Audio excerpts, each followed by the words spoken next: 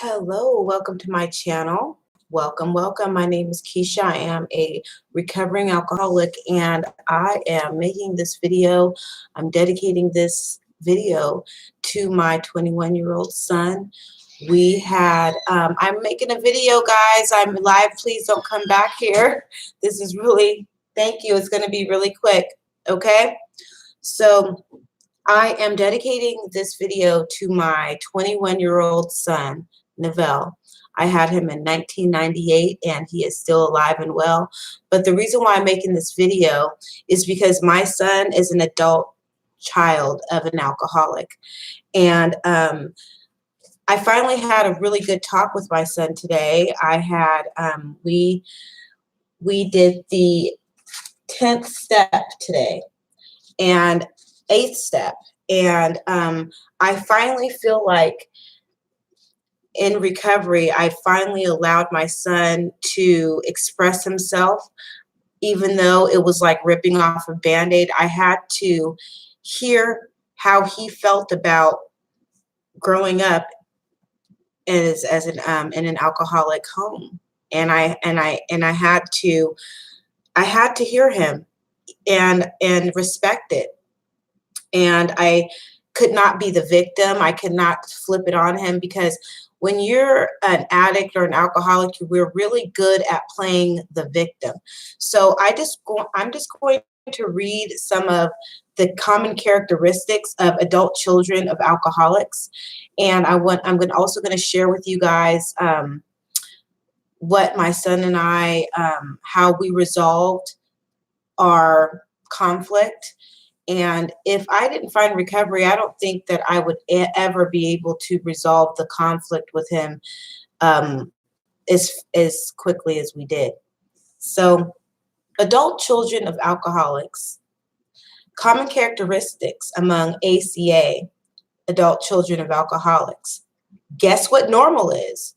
Have difficulty following a project through from beginning till end. Lie when it would be just as easy to tell the truth. Judge themselves without mercy. Have difficulty having fun. Take themselves very seriously. Have difficulty with intimate relationships. Overreact to changes over which they have no control. Consistently seek approval and affirmation. Feel that they are different from other people. Are either super responsible or super irresponsible. Are extremely loyal even in the face of evidence that the loyalty is undeserved. Look for immediate rather than deferred gratification.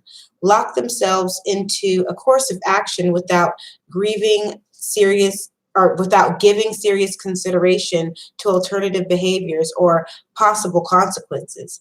Seek tension and crisis, then complain about the results. Avoid conflict or aggravate it. Rarely do they deal with it. Fear rejection and abandonment, yet are rejecting of others. Fear failure, but sabotage their success. Fear criticism and judgment, yet criticize and judge others. Manage time poorly and do not set priorities in the way that works well for them. The problem. Many of us found that we had several characteristics in common as a result of being brought up in an alcoholic household. We had come to feel isolated, uneasy with other people, especially authority figures. To protect ourselves, we became people pleasers, even though we lost our own identities in the process. All the same, we would mistake any personal criticism as a threat. We either became alcoholics ourselves or married them, or both. Failing that, we found another compulsive personality, such as workaholic, to fulfill our sick need for abandonment. We lived life from the standpoint of victims.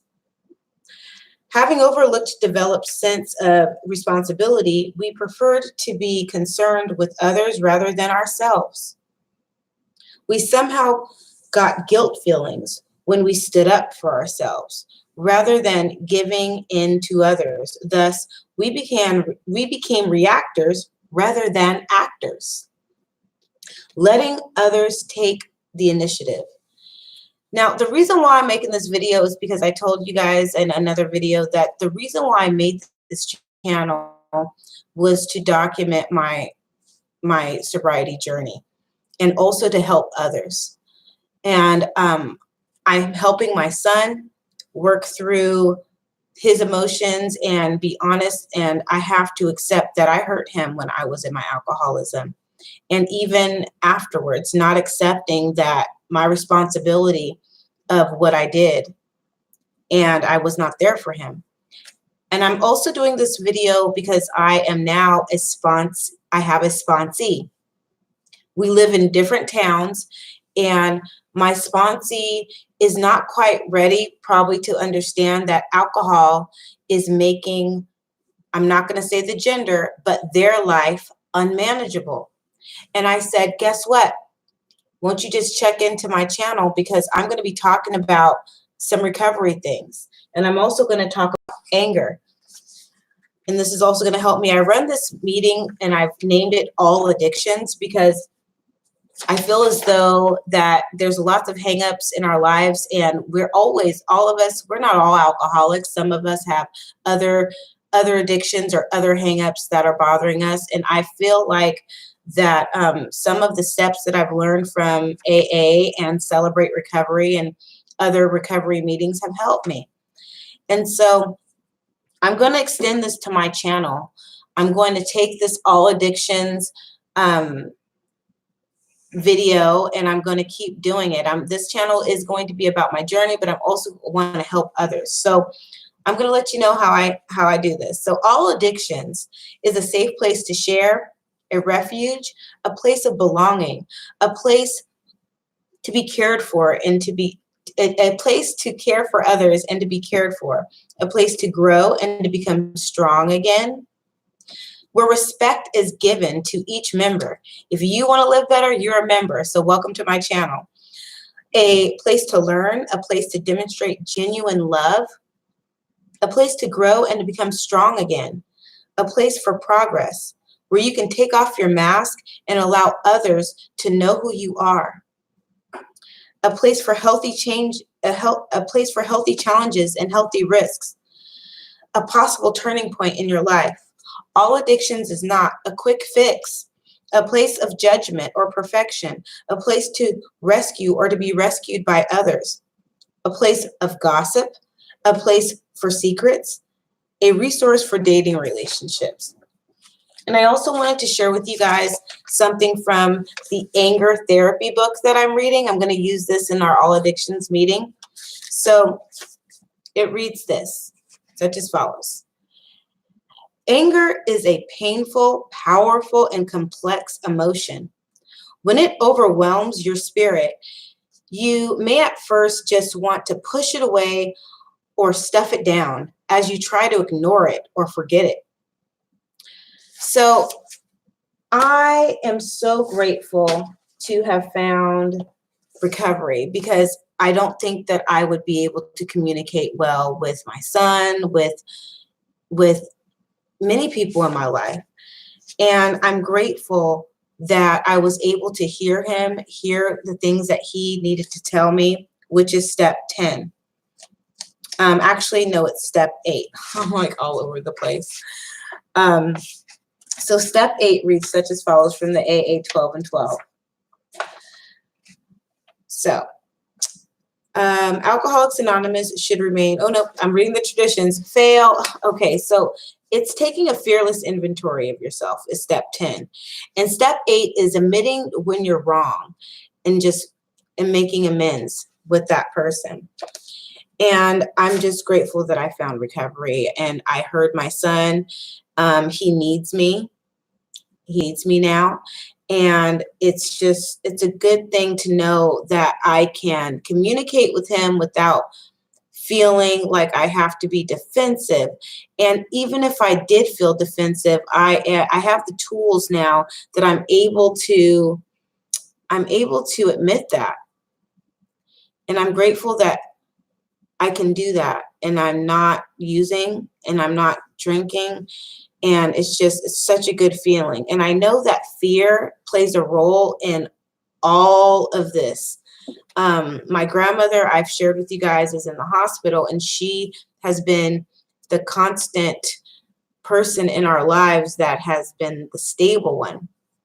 And when someone that is the stable, responsible person in your life, their life is being, it possibly, I don't even want to say the words, but it's scary to know that someone that is your parent possibly will not be here anymore. So I'm grateful that my son and I were able to do a 10th step today and do an 8th step, because if I was drinking, it would have never happened. And I really, really feel for the adult children of alcoholics, because I have one, and I heard him tonight. And I'm not going to share everything, obviously, that we shared, because it was personal, but I am so grateful to be alive and well and be able to receive what I received tonight. We talked about forgiveness, and I'm grateful that he's able to forgive me for the things that I have done, and the things that I have not done for him in his life. And I hope that if anybody's watching that is going through recovery, or if you're going through, just don't be so hard on yourself. I know things are hard. Forgive yourself, because if you don't forgive yourself, then you won't be able to move on and let go. And today I did the most fearful thing. I admitted that I was going to reconcile with my husband, and my oldest son and my husband, it was just like a conflicting type of relationship. And I was almost scared to tell my own son that I was getting back with my husband. And my son and I recognized that I had him at a very young age. I was only 17 when I had him, and now I'm 40. And oh no, I'm not 40. I'm almost 40. I'm 39. I'm not there yet. I'll be 40 next year, but that's okay. I'm excited that I'm almost 40. And I'm just grateful that I'm able to communicate with him on a really nice, like, I can't even talk. I'm so tired. I just got off the phone with him. We pretty much had a screaming match at each other for almost like an hour until we just had a miracle. We started using the tools that I've learned from this recovery program, and we were able to bring back the yelling and screaming, and because what parent wants to hear that they've hurt their child? Of course I'm going to put up the defense, and I had to hear him say, no, you need to hear this. You need to listen to me. This is what you've done, and this is how you've made me feel. And the alcoholic in me, the alcoholism, the disease wants to say, you know what, who cares? You did your job as his mother, but that's not right. That's not the next right thing to do. So I am grateful. I am so grateful for recovery. I'm grateful that I have the tools to be able to communicate with my son, with others. I finally had a conversation with my mother-in-law. I haven't really spoken to my mother-in-law in like years because of this disease. I thought that this disease lied to me and said, guess what? You can't talk to her. She doesn't like you. That wasn't true. That was a lie. I always tell people that addiction, I steal this from what they say about AA. It lies to you, and it's cunning, and it's baffling. And it's the only disease that I know that lies to you.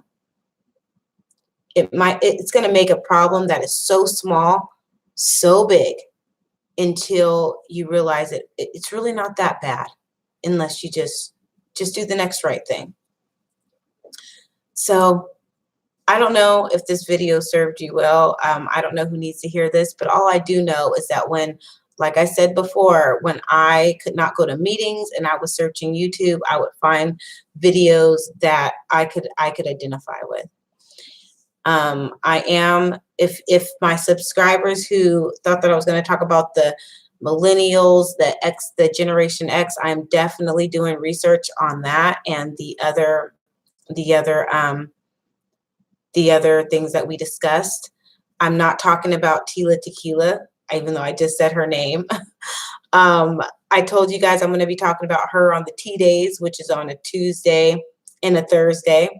I'm going to wait for that because that's a very, very, researching her and trying to get her videos down is very exhausting.